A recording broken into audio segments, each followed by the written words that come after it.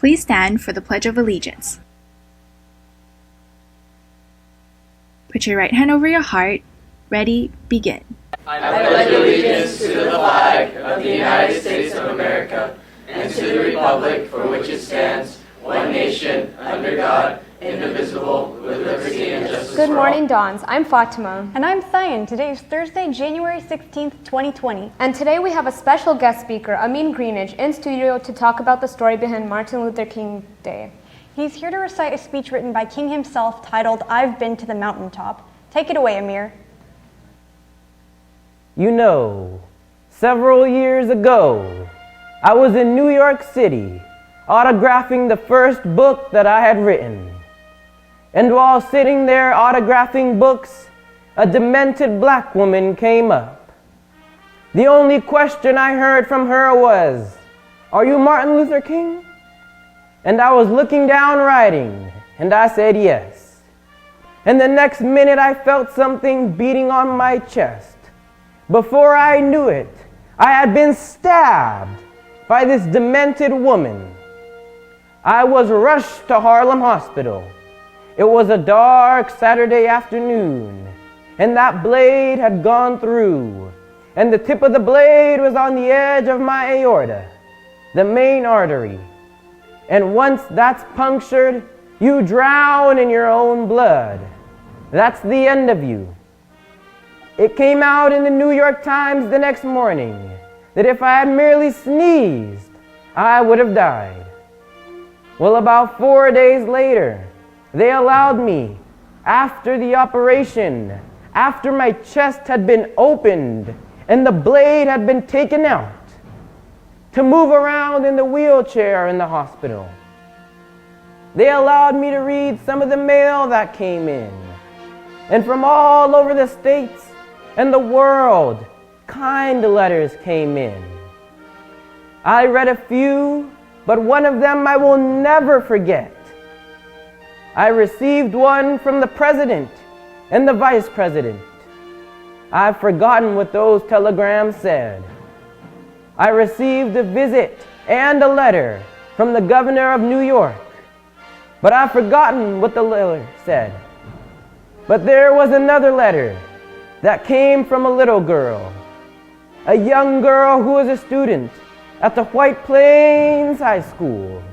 And I looked at that letter and I'll never forget it. It said simply, "Dear Dr. King, I am a 9th grade student at the White Plains High School." She said, "While it should not matter, I would like to mention that I am a white girl. I read in the paper of your misfortune and of your suffering, and I read that if you had sneezed, you would have died. I am simply writing you to say that I am so happy that you didn't sneeze. And I want to say tonight, I want to say that I too am happy that I didn't sneeze. Because if I had sneezed, I wouldn't have been around here in 1960 when students all over the South started sitting in at lunch counters. And I knew that as they were sitting in, they were really standing up for the best in the American dream and taking the whole nation back to those great wells of democracy, which were dug deep by the founding fathers in the Declaration of Independence and the Constitution. If I had sneezed, I wouldn't have been around here in 1961 when we decided to take a ride for freedom and ended segregation in interstate travel. If I had sneezed, I wouldn't have been around here in 1962 when Negroes in Albany, Georgia decided to straighten their backs up. And whenever men and women straighten their backs up, they are going somewhere.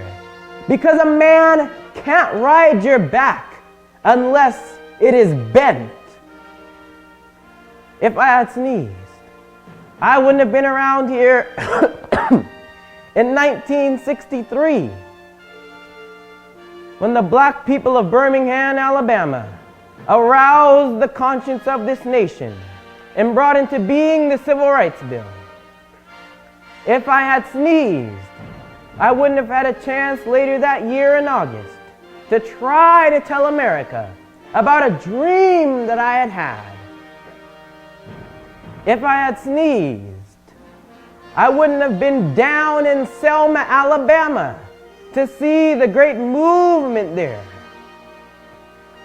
If I had sneezed, I wouldn't have been in Memphis to see the community rally around those brothers and sisters who are suffering. I am so happy that I didn't sneeze. And they were telling me, now, it doesn't matter now. It really doesn't matter what happens now. I left Atlanta this morning, and as we got started on the plane, there were 6 of us. The pilot said over the public address system, "We are sorry for the delay, but we have Dr. Martin Luther King on the plane." And to be sure that all of the bags were checked, and to be sure that nothing would be wrong on the plane, we have to check out everything carefully. And we've had the plane protected and guarded all night. And then I got into Memphis, and some began to say the threats or talk about the threats that were out. What would happen to me from some of our sick white brothers? Well, I don't know what will happen now. We've got some difficult days ahead. But it really doesn't matter with me now, because I've been to the mountaintop, and I don't mind. Like everybody, I would like to live a long life.